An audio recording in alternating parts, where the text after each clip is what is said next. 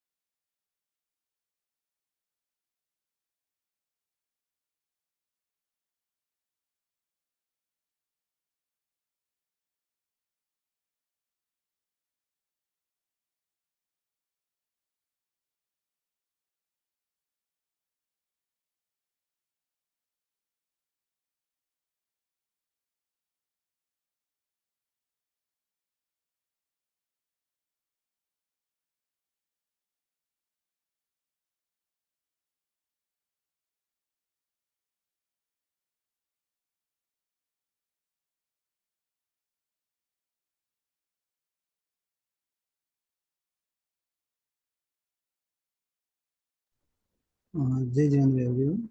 I would like to invite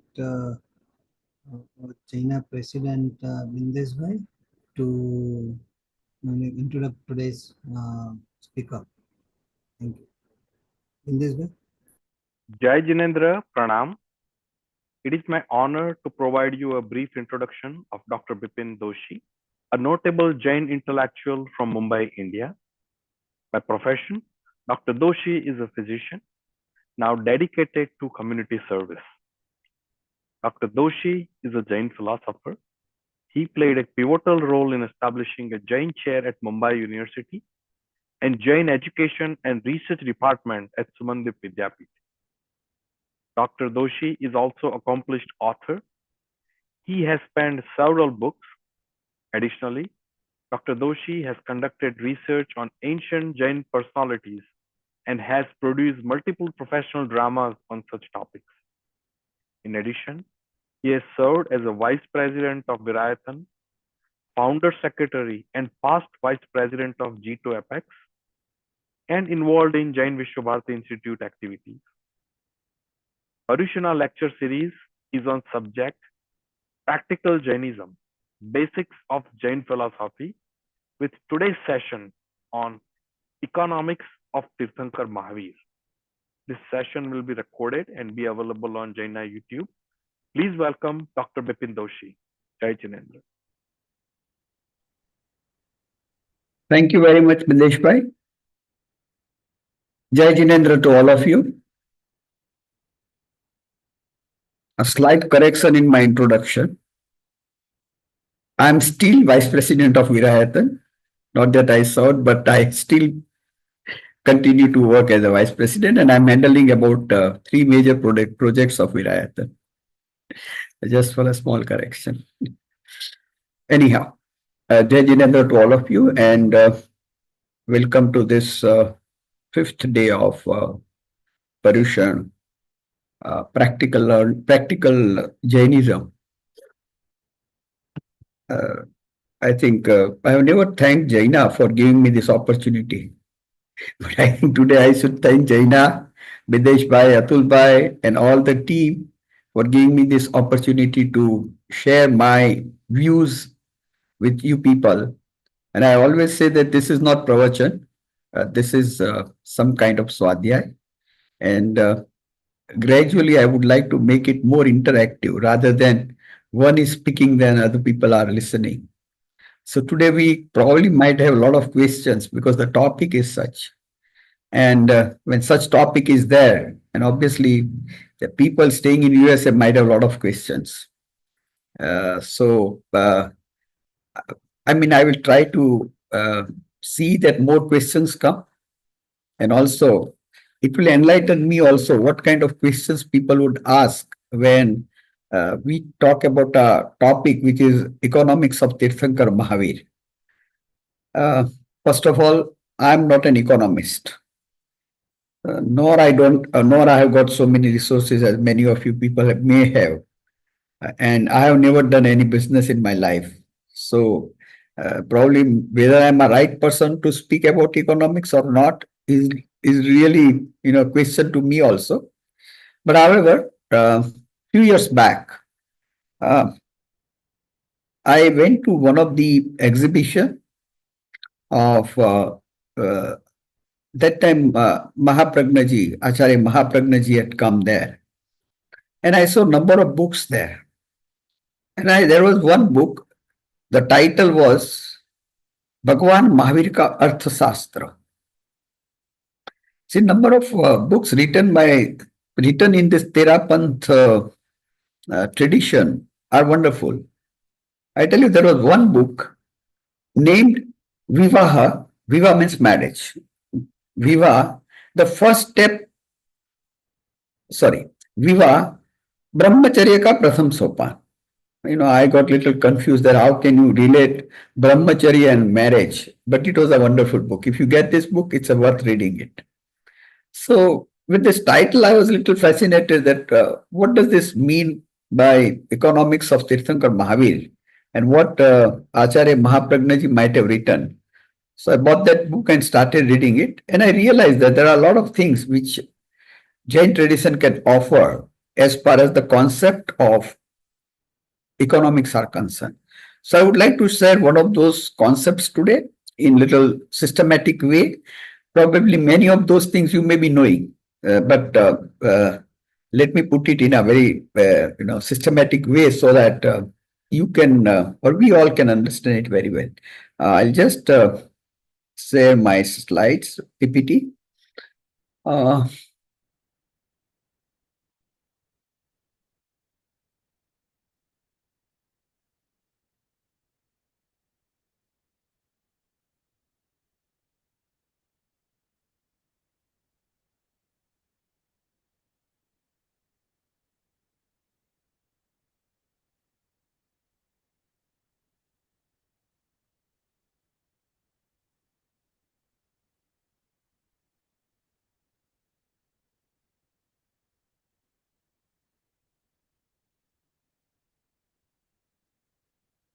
Okay. Can you see my PPT? Yes. Okay, thank you. So my topic is, as I told you, economics of Tirthankar Mahaveer. And I, sometime back, I gave this lecture at University of Karnataka, where the students who were doing masters in economics were there. And I also enjoyed interaction with those students. The first question which comes in our mind, and which is a very pertinent question or an important question, that why am I wealthy? There are people who are very wealthy, and there are people who may be, upper middle class, and there are people who are poor. So one would say that why a particular person has got so much of wealth and why another person does not have so much of wealth.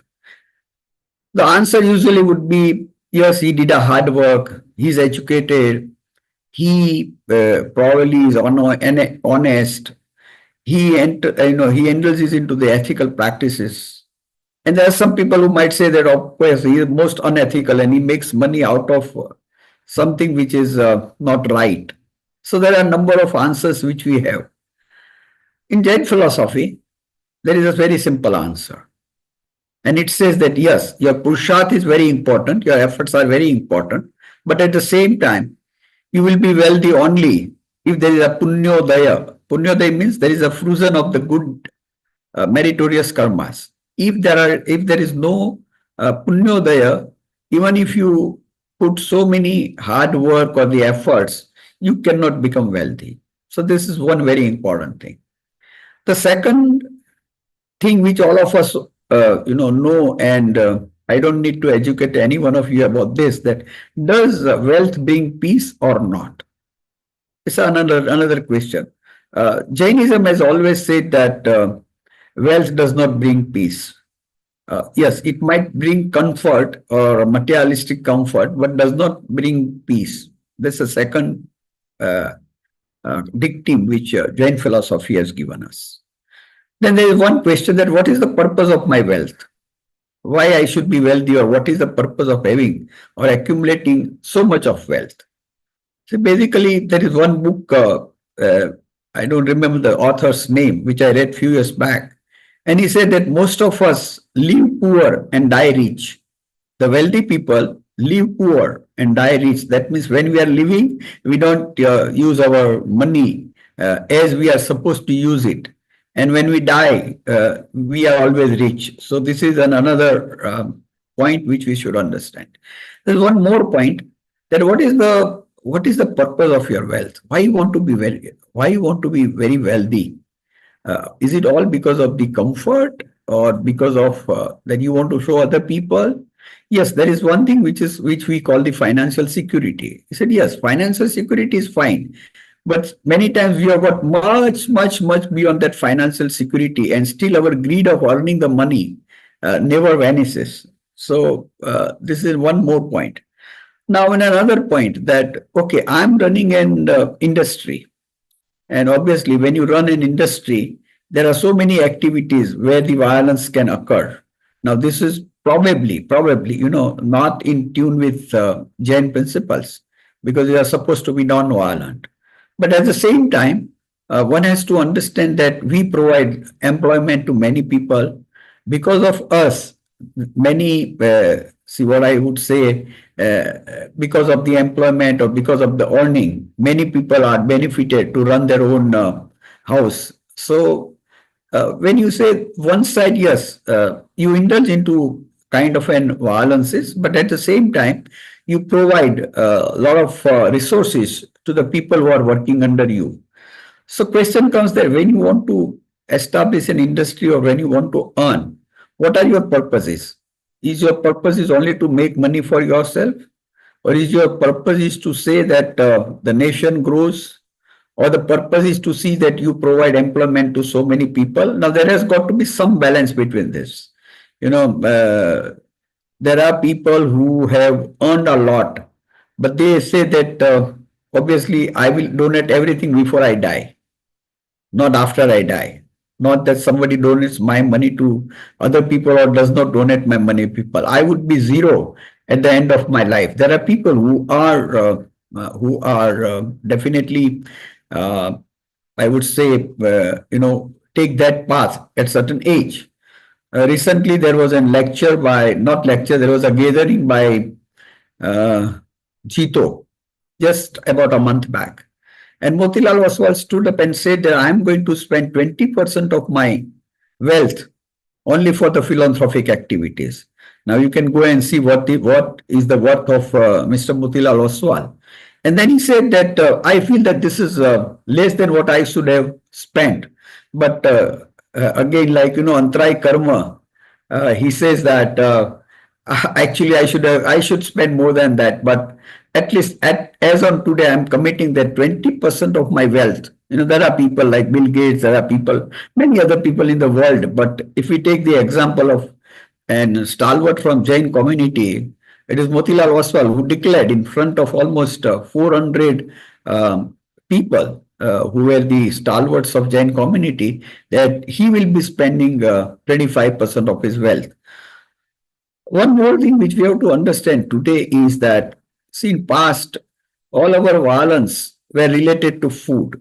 But today our violence is related to our trade. There are so many trade activities in the world which leads to a lot of violence. So there are some of the things which we are supposed to understand before we start talking about the economics of Tirthankar Mahaveer. Now, see, basically, when we think about the concept of economy, whatever Tirthankar Mahaveer said in those days, most of the things are applicable as on today. On the contrary, I would say that they are more applicable as on today. Because at the end of the day, we all need peace. At the end of the day, we all need bliss. At the end of the day, we all need comfort in life. See, there are three words which are used in philosophy. One, what we call joy. The other word which we call is happiness. And the third word which we call is bliss. I'm trying to define, or I'm trying to make you clarify the three important words.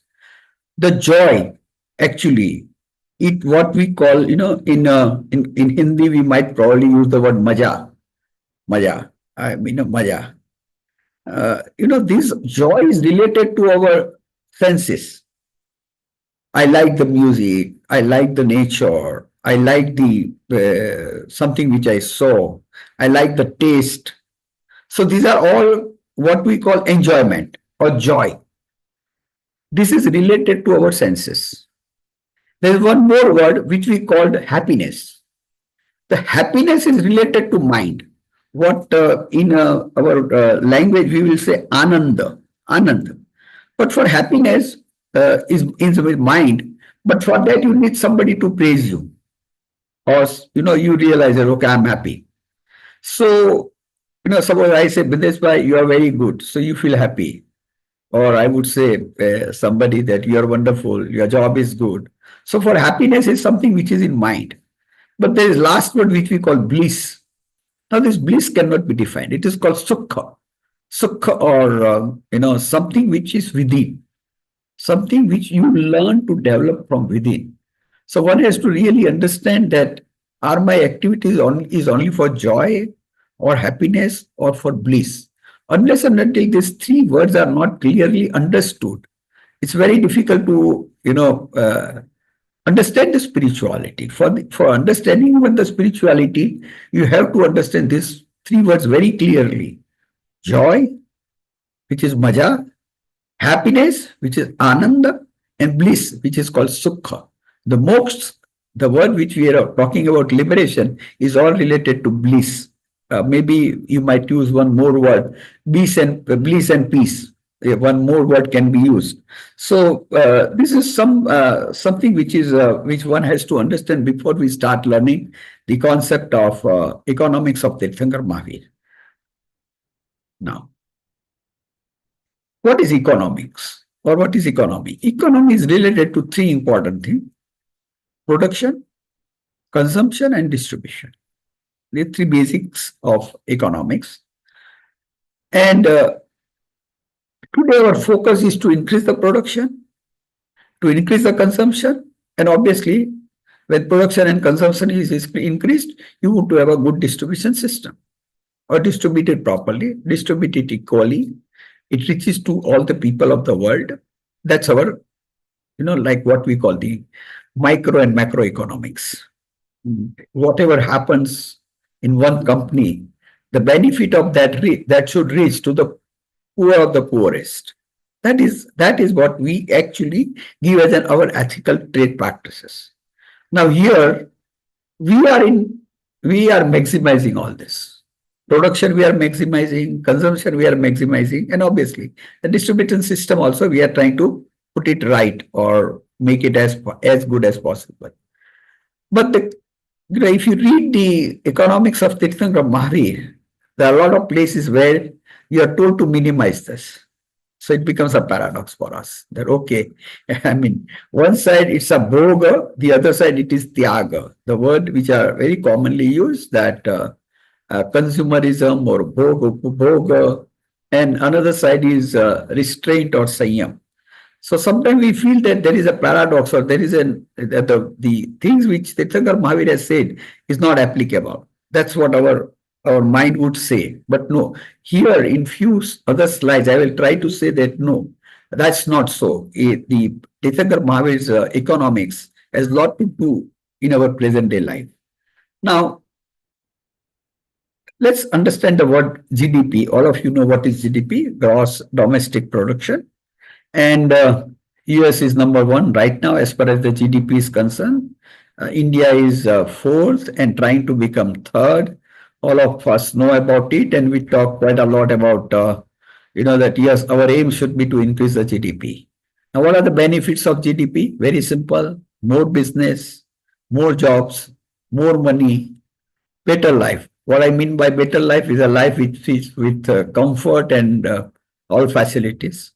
Obviously, for the government, it is more tax revenue for nation's growth. And obviously, this is very necessary.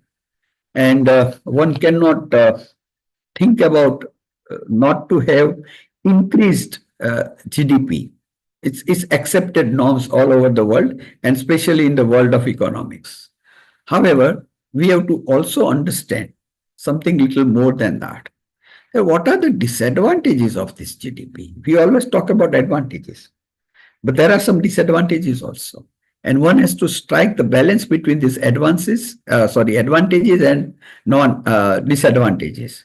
So, first of all, whenever we think about increasing GDP, the production increases. And whenever the production increases, there's a depletion of natural resources. We might have to contemplate on a question, what will happen to the natural resources after few years? We are trying to use all the natural resources. Sometimes people will say that, okay, if one natural resources is gone, we definitely will find the alternatives. But there are so many things where probably alternative may not be available. Let's take about metal. Let's think about, obviously coal may not be required because after a few years we may not use the coal for our energy production. But what about water? Water is also a natural resources. So there are so many natural resources which might get depleted because of the increased production. It is bound to happen. Now we do use the word recycle, reuse, restraint, etc., etc. Yes, all that might bring down the process of natural depletion, but ultimately it will happen. Instead of 100 years, it might happen in 200 years, or it might happen in 300 years. So think that what legacy we are going to give to our next generation or few generations after that. One. Second thing, whenever there is a production, you need more energy. And there is bound to happen energy crisis.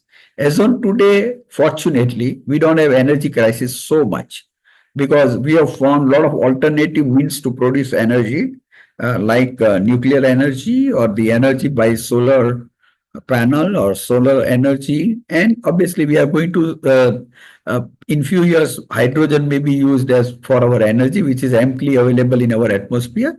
So yes, but all this production of energy is going to, and the cost of the energy production is going to go high. If you remember what we were paying when we were children as far as the electricity bill was concerned and what we are paying as on today, and if this gradually go up, it will definitely affect our family budget. So maybe energy may be available, the cost may be little high. And that day will be, when you will always try to save energy, not to use the energy unnecessarily. Today, actually, we save energy from environmental purpose, but day would come that you will see that you save the energy for the economic reasons. And obviously, whenever there is a production, it's bound to affect earth, it is bound to affect air, it is bound to affect the water consumption, and obviously a lot of plants may be destroyed. Deforestation, which has occurred in last 50 years, is something which is absolutely, worrisome. And all of us know about the climate changes. The glaciers are melting. Natural calamities are coming up. The sea levels are increasing. The ozone layer is damaged. Now, if you relate all these damages which has happened to the climate is all because of our trade activities, or let's put it, the production activities. So I'm not saying that you should not increase your production, but at the same time, at the back of your mind, one has to really understand that these three things occur.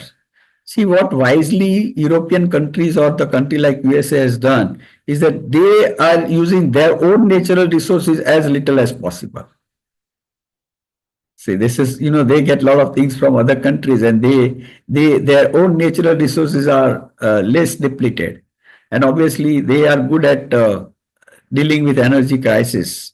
And there are a lot of strong or the very harsh rules as far as the effect to climate is concerned. Unfortunately, this doesn't happen in the developing countries. And developing countries are the countries where these things happen more. Few days back, I met Mr. Ram Saran, who is an economic advisor to US government. And I just talked to him that why should we increase GDP? Why India should think about increasing GDP? Because as I told you, it will affect our climate, energy, and natural resources. his answer was very simple, and I liked that answer. He says, yes, Dr. Doshi, this is true that increasing GDP has got a lot of negative things also, but every nation has its own priority. Right now, the priority for India is to increase GDP because you need employment. You need to see that the poverty is minimized, or so.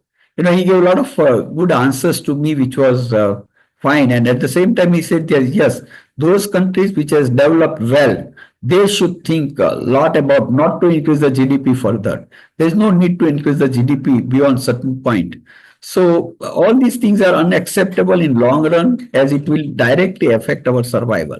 Because climate damage is not only climate damage. Climate damage is it will definitely affect our own survival. There are people who put videos and things like that, that after a few years, every man would walk with the oxygen cylinder and whatnot. So these are the few things which we have to understand as far as the increase or decrease in GDP is concerned. Now, the systems, our political systems, all over the world, if you see, they are actually, as far as economics is concerned, they are usually divided in few common words, what we call capitalism, socialism. India is considered to be socialistic type of economy, and many other countries do this. That those who are earning more, you take money from them and use it for the people who are earning less.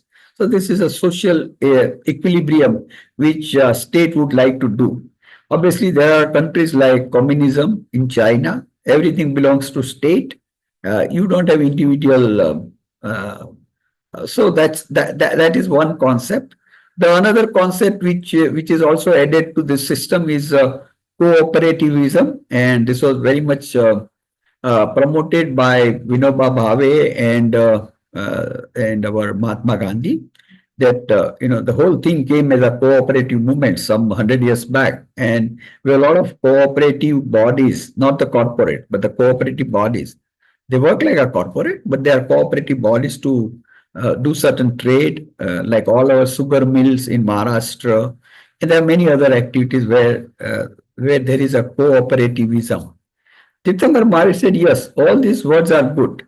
Anand was very wealthy Shravaka, and he talked about socialism, and he talked about, but he underlying thing about any economy should be equality, egalitarianism, where you think about equality, that everybody should be equal. Three things which I always talk about Tirthankar Mahaveer, 3 E's. He propagated 3 E's. One, he said equality. The second, he said, is equanimity. And third, he says, is environmental protection or environmental concern. If I really, somebody asked me that what are the 3 best things that you like about Tirthankar Mahaveer, and I would say the 3 best things which I like about Tirthankar Mahaveer is equality. He said, as far as possible, try to see that everybody is equal. No gender discrimination, no caste discrimination, no nothing which is related where you increase the inequality. Even equality to the minutest living being. You also respect the minutest living being. That's his concept of equality. The another one which I told you is equanimity. Try to be as cool as possible. What is equanimity or samata bhav? Very simple. In today's world, like youngsters say, chill out. That means be cool as far as possible. And the third thing is obviously environmental concern. Chakaya Jiva Raksha. In Chakaya Jiva Raksha, we give equal importance to air, water, earth, and plant. So this is the concept of equality which Tirthankar Mahaveer gave us. Now, let's understand what are the major teachings of Tirthankar Mahaveer. Now, first of all, the question comes that, can I be wealthy? Should I be wealthy? And this answer is given in Marganusari. See, in Achar, what we call Samyak Charitra. Samyak Charitra. Charitra does not mean anything to do with chastity. People sometimes do not understand it. Charitra means conduct, achar. Samyak achar. Samyak achar is samyak charitra. Samyak darshan man charitrani moksha marga. You should have a right faith, right knowledge, and obviously the right actions. You do not, I mean, if you have a right faith and you have a right knowledge, but if you don't put the actions rightly, then the faith and knowledge is not important or doesn't make any sense to us. And that's why Samyak Charitra. In Samyak Charitra, Tirthankar Paramatma has told us 3 levels. Very important and very simple, but very important. First is called Marganusari. And there are 35 rules of Marganusari that a person should live according to these rules. And these 35 rules are called BOL, B-O-L. Marganusari na 35 bol or Marganusari ke 35 bol. And in that, Tirthankar Mahaveer has described the concepts of economics. Now, what is Marganusari again? Marganusari is to make you good human being, good human. And every religion says that unless and until you are not a good human, how can you grow spiritually? So the first thing of a good base of going to the spirituality should be that you should be a good human being. You should have an humanity and humility. Unless and until that is not there, you cannot go on the ladder of spiritual growth or the spirituality. So again, there are 3 steps of Samyak Charitra. The first is Marganusari. Irrespective of which religion you belong to, you have to be a good human being. 1. Second, in Jainism is Shravakachara. That means now, obviously, you are a good human being. But now go to the second level where you follow the 12 vratas of Shravaka, the 12 vows which you take to be a good Shravak. Sometimes we call ourselves Shravak, but actually we have to ask ourselves that am I following these 12 vratas or any one of these vrata in my life or not? And if I'm not following these 12 vratas, I may be a good human being, but I'm not Shravak. Definition of Shravak is something different. And that means, if I call I'm a doctor, I should have a degree or I should follow my medical practice. If you are a chartered accountant, you have to follow the laws of economics as prescribed by your state. So if I do not follow any of those 12 vratas or 12 rules given to me by Tirthankar Paramatma, then how can I call myself Shravak? So again, 3 steps. Good human being, fine. Shravaka, fine. And then Shramana. Shramana is Sadhu Bhagwan. Now, what is the difference between being a good human being and Shravaka? Major questions. Good human being, you earn money, you use money, you live nicely, all that is fine. When you think about being a good Shravaka, remember, again, looks very, very harsh for all of us. If you really want to call yourself as a Shravaka, there are 2 basic things required. Minimum violence and minimalism. If you do not follow minimum violence and if you do not follow minimalism, you cannot be called Shravaka. As simple as that. You can be called good human being, but not Shravaka. The definition is Shrunoti iti sutra. So that has to be applicable to you. Because the spiritual progress starts only and only. You understand the 2 basic principles of Jainism, and that is ahimsa and aparigraha. Again, I don't use the word aparigraha. I usually use the word alpaparigraha because aparigraha is not possible for us who are not a monk. So the first question is that, can I earn a lot of money? Tirthankar Paramatma has not said no. Tirthankar Paramatma has used one word, which is called Nyayopajita Dhana. That you can earn money, but it should be only with the just means. There's another word which is used for this particular word is Nyaya Sampanna Vaibhav. Nyaya Sampanna Vaibhav is also another word which is used. If you see 10 Shravaks of Tirthankar Paramatma, you will find that all of them were rich people. Anand Shravaka had so much of wealth. If you read about the wealth of Anand Shravak, In those days, you used to keep animals mainly as your wealth, gold as your wealth, because in those days the currencies were not there. But then Tirthankar Paramatma goes one step further and he says that yes, what do you mean by Nyayo Parjita Dhana or Nyaya Sampanna Vaibhav? What do you mean by Nyaya? The simple meaning will be just means, but he adds two, three more words over here. He says, when you want to earn money, think that there is no violence involved into that. Now, these are the three additional words he uses. Said, whatever you want to earn, it will be with truthfulness. And the third, it will be without cheating. You cannot take anything which does not belong to you. And the three anuvratas which Shravak is supposed to follow is ahimsa, satya, achaurya.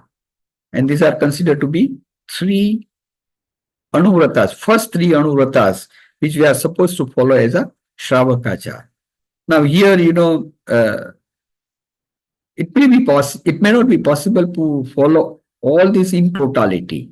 But when we make money, when we earn money, at the back of our mind, if you are Jain, you have to think that, am I getting involved into any violence? One.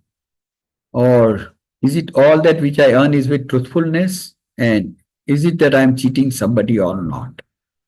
A good Jain, a person who will think that, okay, it doesn't matter if I earn little less, but I will not involve myself into this activities. What difference would it make that if I have got, say, 1 million or 5 million or 100 millions? Does it really make any difference in our life? Our basic requirements are met with very little money.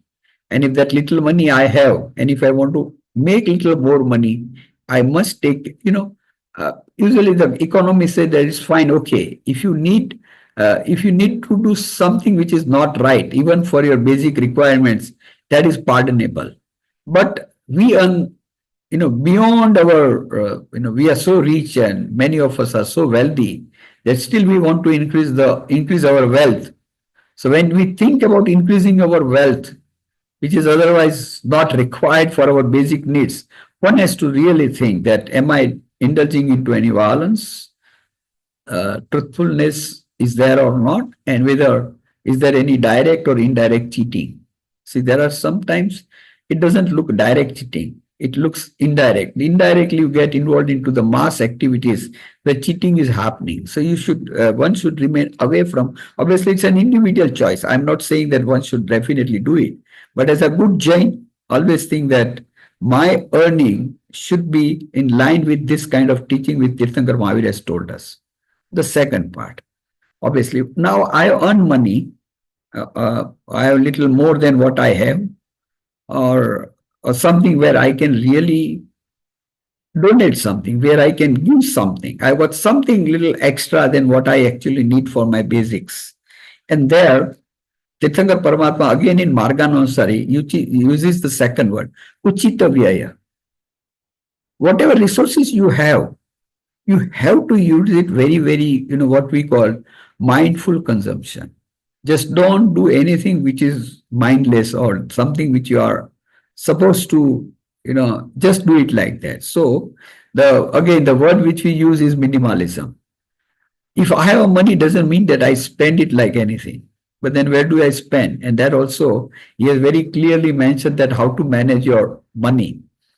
So, Uchita Vyaya, and here we talk about mindful consumption. What is mindful consumption? Obviously, I will give you a very few practical examples and you will realize that what happens. See, suppose you go to a restaurant or somebody comes in your house and you serve water. 5 people have come, you fill up 5 glasses of water and hardly 1 or 2 people drink little water from that and you waste all your water.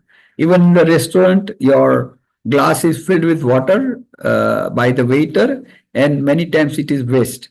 Now, this looks very simple thing, but at that time, even if you think that, okay, I have no right to waste water, and the people will gradually learn from your attitude, your children would learn from your attitude, your friends would learn from your attitude that no, you cannot waste water. Whenever I go to somebody's house and they offer me water, if the glass is full, I'll tell them, no, give me a half glass. And yeah, people might think that why am I asking half glass?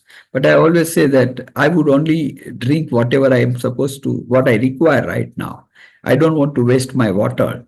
Now, this little act of whatever you may say does make a difference into the society gradually. That okay, you cannot waste water. The second thing is that do I need to buy things just because they are in sale and they are cheaper? This concept of sale, SAL is sale, and they say that right discount up to 60%, discount up to 90%, and you start enter. I mean, you think of entering that shop and try to find out okay what is cheap, but we don't sometimes ask ourselves that yes, I'm paying say 50 rupees instead of 100 rupees, but do I really need that thing in my family or not, for my own purpose or not? Should I buy it because it is cheap? So this is one temptation which every market gimmicks are doing. So in mindful consumption, this is a second important point for all of us. The third is about the food. I mean, do I really need to have so much of food? And I'll take a simple example of my life. I mean, myself only. Many times I go to a place, not many times, daily I go to a club for my swimming, just to keep my health proper. And I swim for about 45 minutes and I have about 15 minutes of gym. This is only because I want to keep myself healthy, as far as possible, physically fit. And after that, sometimes there are friends and who say that, okay, let's go to the canteen. And we are very fortunate to have a pure vegetarian canteen. And the things which are used are very good because it is run by club, our own members. So we take a lot of care about the quality control. We also see that no mutton tallow is used. And I mean, these are because we are the founder of that club and we have kept something that no alcohol will be given, no non-vegetarian food, and everything should be vegetarian in our. So I do go sometime there, and then sometime I ask for something. Now the dish is so much that I cannot consume that much. Then I would ask the person that give me only half of it. I will pay for the whole dish because the rule doesn't allow me to buy half of it. I'll pay for the whole thing, but I'll only ask for half of it because I know that if I don't use the whole thing, the other half will go waste. So these are some of the things in our life which many of us can really implement. Now, suppose I want to give a small gift to somebody. Okay. What do? I just keep a very small, good bag, clean bag made out of the cotton, and I give that particular gift to a person. I don't use the decorative, paper and then ribbon on that and some plastic use. I usually avoid all this. Again, looks very simple in our life, and nobody wants to say that, okay, I mean, sometimes we get a chocolate box in our house. There are 8 chocolates inside. The box is so much plastic is used. It's all waste. We have to find out that our packaging has to be something which is environmental friendly. There's some more examples I can give in our day-to-day life. When we go to the tourist destination, how do we use our resources? Do I really need to drive a car today? Is it that important or not? Because driving a car is going to make, again, natural resources are depleted and the environment is affected. There's a very small question which I always teach my students in my school. I'm attached to a few schools over there, and the biggest teaching is about the Alpa Parigraha. And I teach children that ask yourself, do I need it or do I want it? Now here I instigate the children to ask their parents that, Mommy, do you need it or do you want it? When you go with your mother for a shopping, tell your mother that, Mother, do you need it or do you want it? If you need it, buy it. If you want it, keep it away. I mean, be away from that.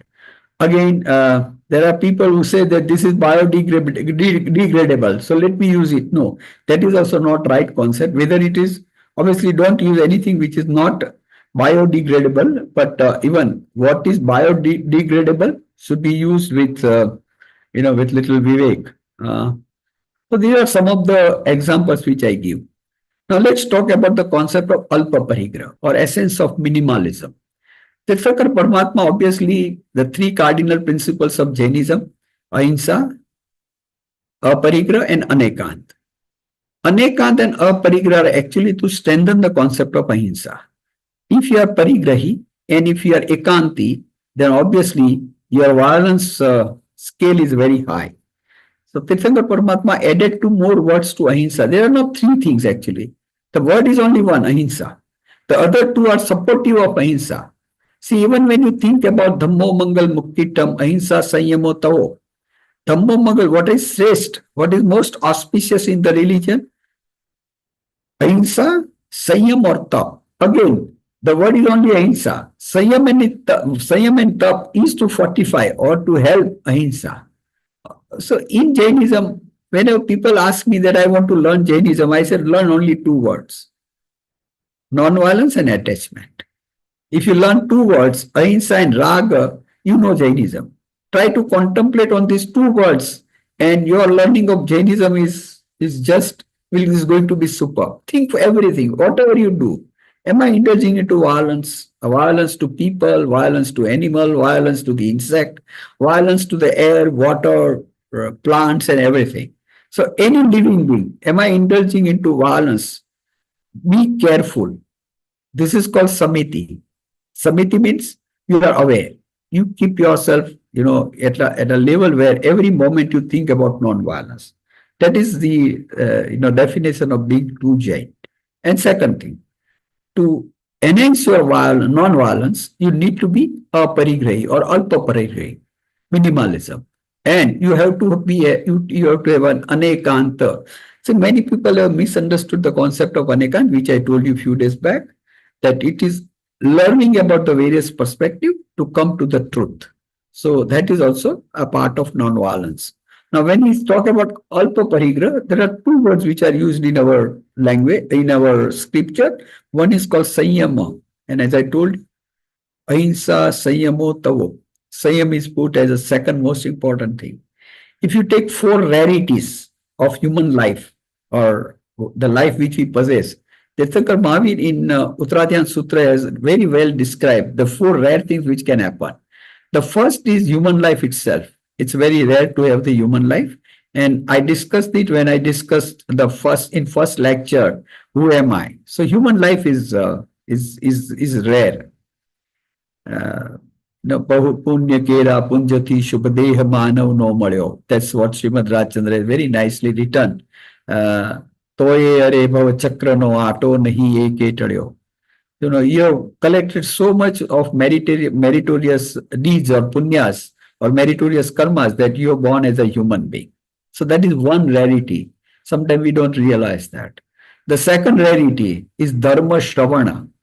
That means you have an opportunity to have the spiritual discourses. I'm not using the word religious. I still believe that one has to be more spiritual rather than religious.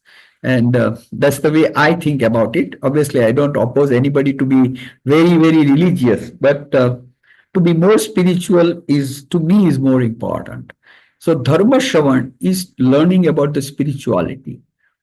Trying to know about who am I, what is the purpose of my life in this universe, what is my duty to myself and what is my duty to others.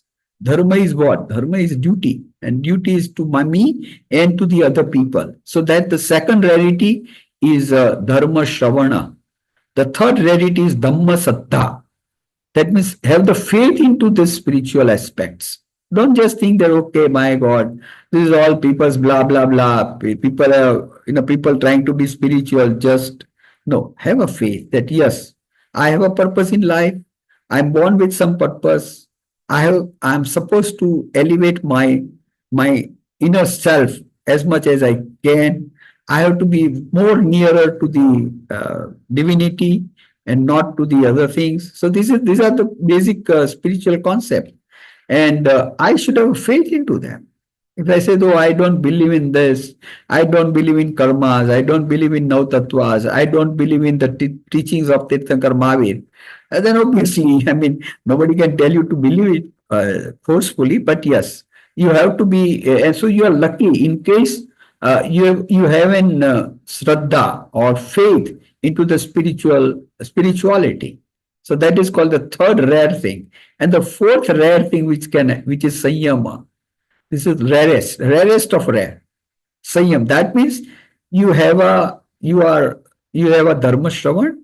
When you are a human being, you have a dharma shravan, you have a dharma sadra. But not only that, now you are putting into practice. That is, that's why sometime, not sometime, all the time we call that Jain dharma is a achara dharma. It's not a religious of only knowledge, but unless and until you don't put that into practice, there is no meaning of being Jain. That's why the word which is used is Sanyam or restraint. In our concept of samvara, the 5 samitis are most important, then 3 guptis are more important, and 22 types of parishahjaya. They are all related to Sanyam. How will you live a life with restraint as far as your needs are concerned? The another word which is used in our Shravakachar, bhoga upabhoga parimana. That means there are things which you can use, there are things which you can reuse, and you have to do parimana. Parimana is to again control. So control this in our today's language, you might call it control the consumerism, because as I told you previously, that our consumerism affects natural resources, energy crisis, and obviously the climate changes. These are all the words which are given in our scripture. These words I am trying to use the original words which are given in scripture so that you can relate the concept of Tirthankar Mahaveer's economic aspect very carefully.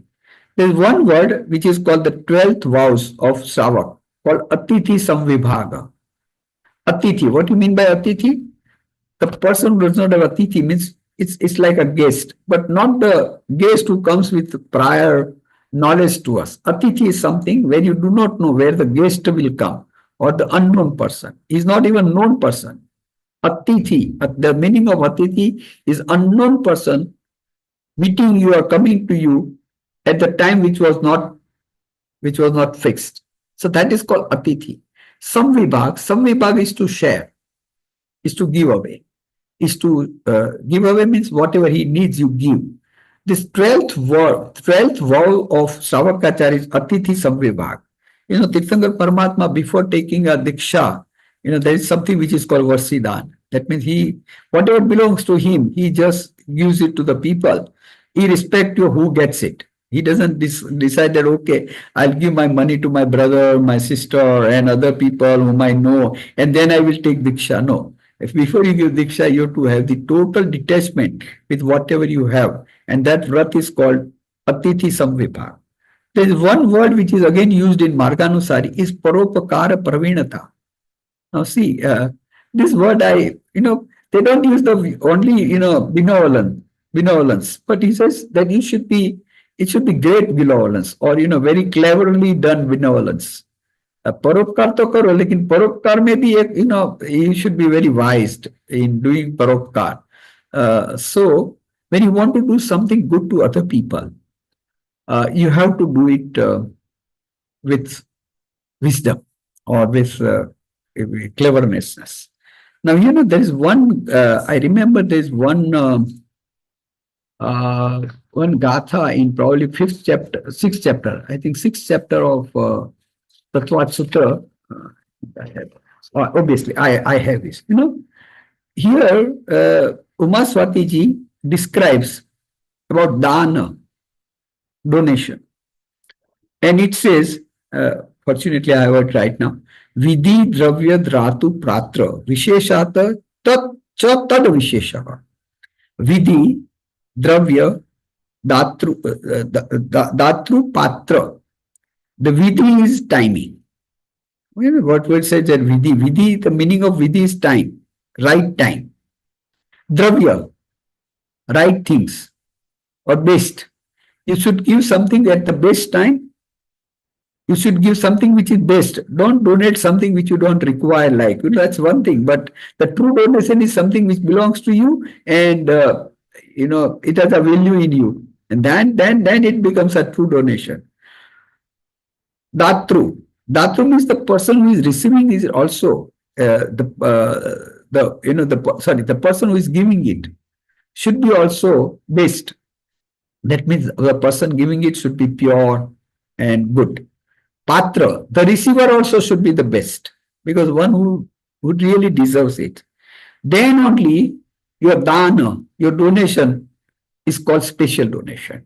And I say a small things described in our scripture, but they're very important. Vidhi, dravya, datru, patra, visheshat, chauta the vishesha. Then only it becomes very special.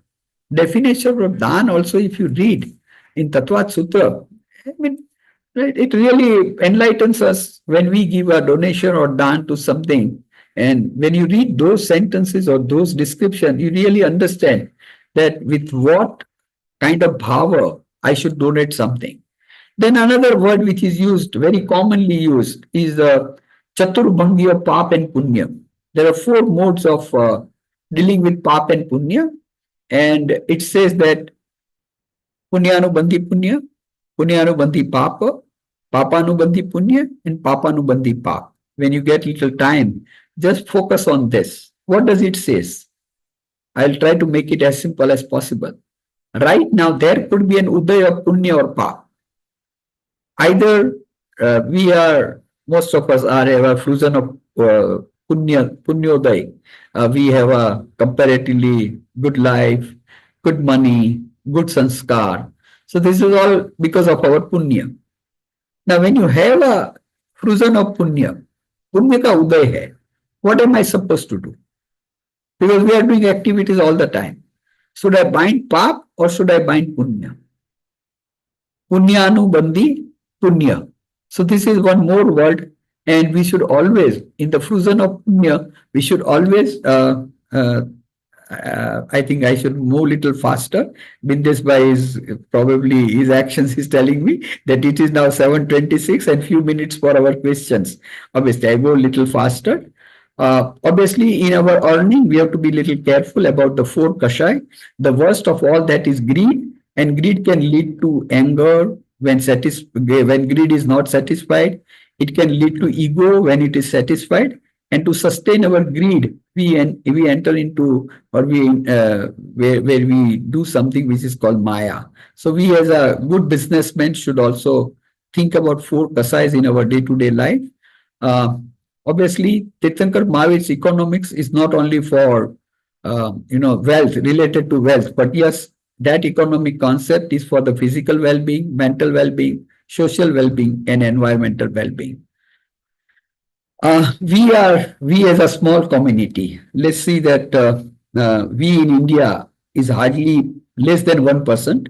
The true figure says we are only 0.37% of the India's population, but our contribution into the economical activities of this country is very large. And there's a great impact of our economical activities in the progress of this country. So we as a Jain has some responsibility that yes, whatever progress which we make, we have to follow ahimsa, and we also have to follow alpa parigraha.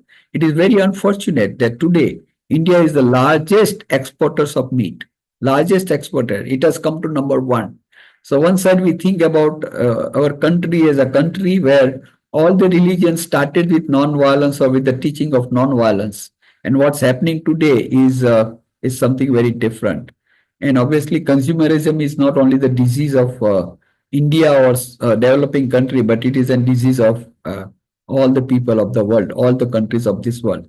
So I have tried to give you some basics of the philosophy which Tirthankar Mahaveer told us.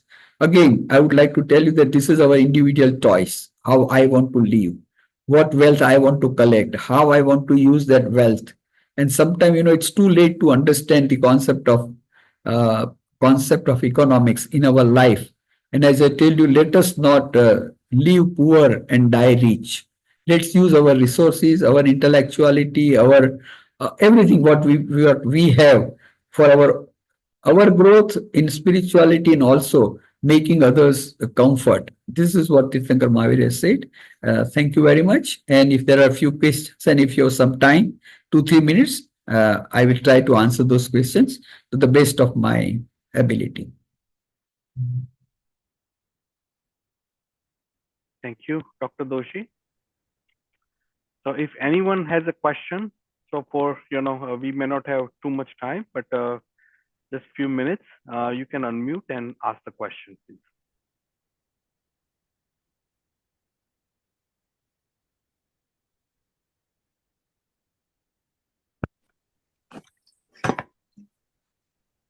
When the wealth is concerned, people are always mute,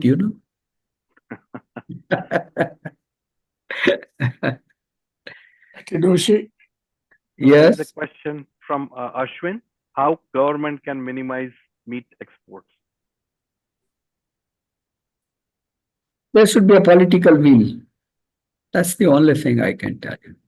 Because there is one lobby which tries to have more meat because more animals are available and uh, but I think it's only the political will that is more important. Or the teaching. See, some people ask me that how do I propagate non-violence? I said non-violence cannot be taught by sermons or by upadesha. It has to be taught by educating the people that this violence, what we are doing, is not good for our existence or our survival.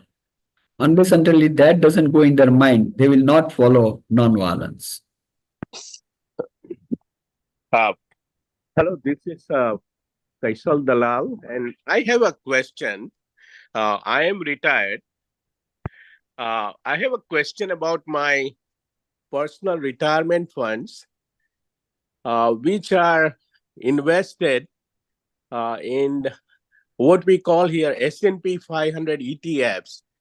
And when you look at the composition of ETF, there are some companies which are related to food industry where the violence is involved.